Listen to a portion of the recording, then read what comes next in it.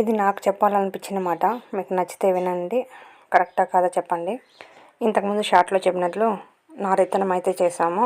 మళ్ళీ వర్షం అయితే పడింది. అన్నీ పోనీలే అని చెప్పి సర్దుకొని ముందుకు పోతా ఉంటే సడన్గా ఒకరోజు స్టార్టర్ అయితే ప్రాబ్లం వచ్చేసింది. దాన్ని రిపేర్ చేయించాలంటే వేరే ఊరికి తీసుకెళ్ళే వీలు లేక మా నాన్నే దాన్ని ఎలాగోలా రిపేర్ చేశాడు. అంతవరకు బాగానే ఉంది. ఇప్పుడు రిపేర్ చేశాం కదా, ఎలాగోలా వర్క్ అవుతుందిలే, దీన్ని ఎలాగోలా ముందుకు తీసుకెళ్ళొచ్చు అనుకుంటే అదేమో కొంచెంసేపు కొట్టేది, కొంచెంసేపు స్టాప్ అయిపోయేది, అలా వర్క్ అయింది. ఇలా కొన్ని రోజులు పోనాక ఆ స్టార్టర్ ప్రాబ్లం వల్ల ఈరోజు మోటార్ అయితే ప్రాబ్లం వచ్చేసింది. ఏంటో ఈ నారితనం చేద్దాము అనుకున్నప్పటి నుంచి ఫస్ట్ అయితే వైర్ ప్రాబ్లము, తర్వాత అయితే వాన ప్రాబ్లము, తర్వాత స్టార్టర్ ప్రాబ్లము, తర్వాత యూరియా ప్రాబ్లము, ఇప్పుడు మోటార్ ప్రాబ్లం.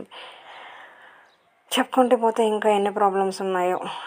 అందుకే టైటిల్ ఏం పెట్టానంటే రైతు కష్టం అసలు దేవుడు తీరుస్తాడా లేదా అని చెప్పి. రోజు మా నాన్న దేవునికి దీపాలు అయితే పెడుతూ ఉంటాడు.